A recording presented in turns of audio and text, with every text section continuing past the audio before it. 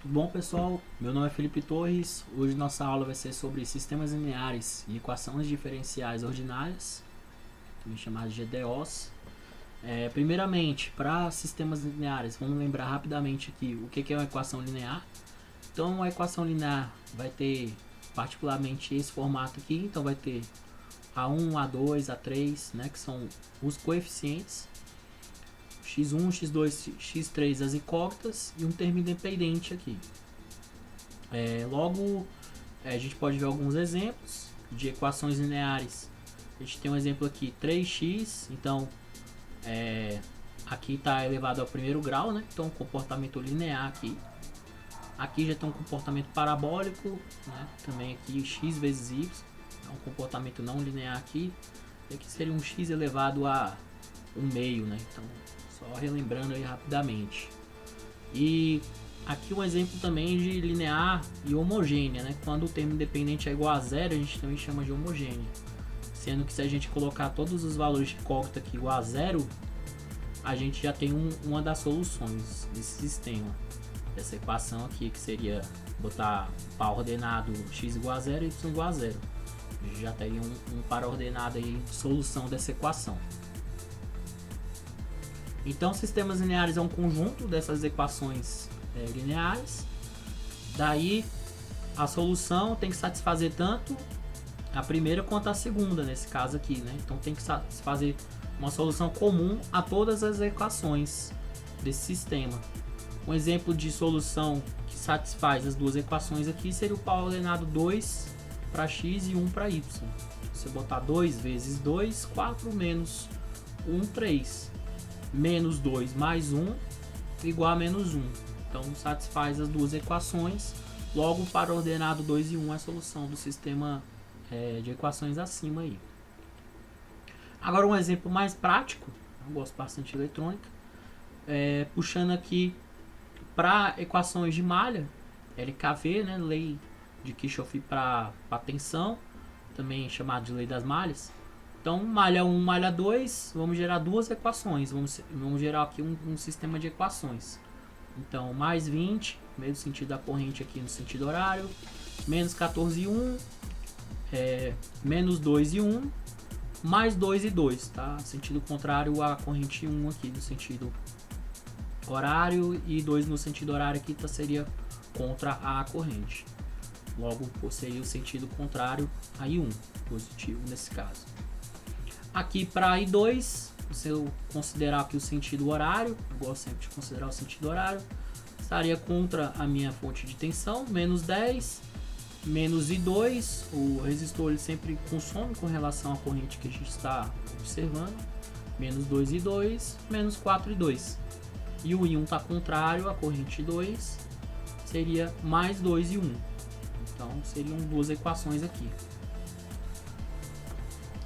Agora vamos resolver o problema em si, na forma mais simples possível, né? Essa aqui é uma das formas. Junta todo mundo que tem 1 com I1 e 2 com I2, joga o termo independente para lá. Multiplicar todo mundo aqui em cima por 6. Multiplicar todo mundo aqui embaixo por 2. A forma de simplificar mais fácil, né? Os dois vão ficar 12 aqui, vai conseguir cortar o I2. Aí vai sobrar só o I1. A gente resolve por I1.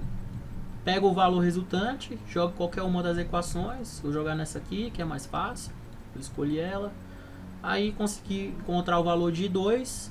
Logo, nossa solução do sistema aí fica o par ordenado. O I1 fica com 1,08, o I2 fica com 1,3. Inclusive, dá pra, com o I1 e com o I2 a gente consegue descobrir até o I3, né? Agora, as equações diferenciais. As equações diferenciais são as equações que contêm derivadas. Tem algumas classificações para elas. Existem as ordinárias, que são as EDOs, as EDPs, as parciais. De acordo com a ordem e também de acordo com a linearidade. Se é linear ou se não é linear. Aqui no caso, as ordinárias têm a ver apenas com uma variável independente. Então, no caso aqui, variável independente x, né? Então, só uma. Aqui é a nossa famosa EDO, que a gente vai resolver uma mais à frente aí. Só lembrando aqui, as variáveis dependentes e independentes. Então, y aqui depende de x, logo y é dependente, e x aqui é variável independente. né? Então, de acordo com o valor de x, eu vou ter um dado y, né? Então, o y depende de x. Aqui as EDPs, né? Aqui tem duas ou mais variáveis independentes, no caso aqui v e x. Com relação à ordem, né? Primeira ordem é o maior expoente aqui de derivada que a gente vai ter. Aqui segunda ordem, nesse caso aqui, pegadinha, né? Então, derivada aqui seria a primeira, elevada, a derivada de primeira de dx dy dx elevada a 3. Então, no caso, a derivada aqui no caso é primeira ordem elevado à terceira potência. Aqui, terceira ordem, né? Aqui seria primeira ordem, o resultado disso elevado a 2. Caso é homogêneo aqui também, porque o resultado é o termo independente aqui igual a zero. Aqui a gente tem um caso mais real aqui, né, levando para a aplicação. É um circuitinho RL, a resistência 10 ohm e a indutância aqui 1/2 Henry, medida de indutância. Na eletrônica, a área que eu gosto bastante, a gente já tem isso aqui sabido, né? Eu vou mais para a parte prática aqui, e por causa da questão de tempo. Mas isso aqui já é sabido, é bem fácil de deduzir. Só vou jogar o valor aqui da resistência, da indutância e da tensão. E eu obtive isso aqui como a EDO que rege aquele circuito lá. E aí eu consigo extrair o valor da potência no tempo e de carga no tempo também. E aí com esses dois valores, a gente também tem essa equação já que rege lá o RL. E a gente só joga os valores que a gente achou aqui nessa equação. E aí, bota tudo que é PT aqui, é 20, né? Tudo que é QT, bota 24. E aí é tranquilo de resolver, né? Só substituir mesmo o valor aqui. E aí a gente vai chegar a isso aqui no final. Vamos chegar a isso aqui no final. Isso aqui então é a corrente no tempo. Só que ainda depende de uma constante. Aqui a gente vai descobrir o valor dessa constante. Como é que descobre o valor dessa constante? A gente tem as condições iniciais do problema. O problema geralmente vai dar isso aqui pra gente. Então, a condição inicial do problema que ele deu pra gente lá é que no tempo igual a zero, a corrente também é zero. Então, começa tudo zero. E aí vai subir até um valor. Então, com esse dado inicial aqui, a gente consegue descobrir a constante e completar a nossa equação de corrente no tempo desse circuito. Então, joguei o valor do tempo igual a zero, certo? E esse I também com o tempo igual a zero é zero. Então tá aqui nosso I de zero e o T tudo zerado aqui, né? Só coloquei 0 vezes menos 20, 0 vezes 20.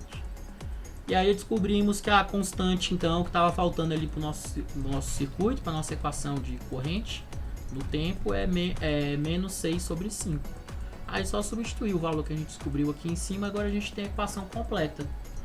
A gente tem a equação completa, só dá uma simplificada nela aqui, faz um chuveirinho, né? Esse vezes esse vezes esse. Esse aqui vai dar 0, exponencial de 0 é 1. E esse aqui, como é negativo, pode ir para baixo da divisão aqui. Então essa aqui é a nossa equação da corrente no tempo. Com essa equação aqui, a gente consegue saber qualquer corrente, comportamento do circuito, qualquer corrente dado um tempo. Um exemplo interessante seria qual que seria a corrente em dado tempo tendendo para o infinito. Então fizemos aqui limite tendendo ao infinito de t.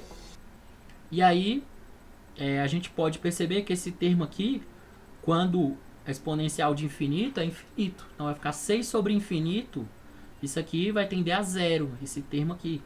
Logo, a gente percebe que a corrente tendendo para o infinito vai ser 6/5 amperes. Então ela vai tender a ficar em 6/5 amperes quando o circuito se estabilizar, esse circuito RL aí. Foi essa a aula de hoje, agradeço aí qualquer dúvida, qualquer sugestão, fico à disposição. Obrigado.